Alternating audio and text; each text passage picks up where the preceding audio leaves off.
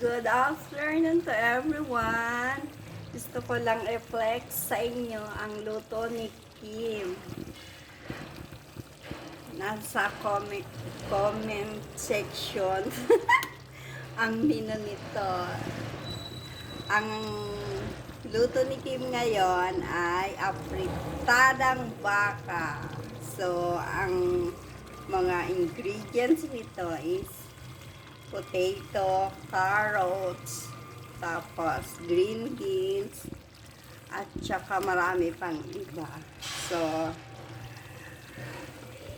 kung sa abroad, walang lasa ang pagkain doon, dito sa Pilipinas, sobrang sarap.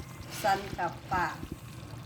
At ipapakilala ko pala sa inyo yung nagluto nito. Diba? Siya yung laging nagluluto ng aming food. So, thank you for watching and thank you for support my vlog. Thank you everyone and God bless all. Thank you. Hi, Kim.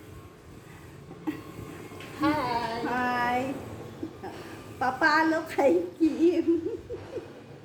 Yan po yung aming tagaluto. Ang ganda, cute.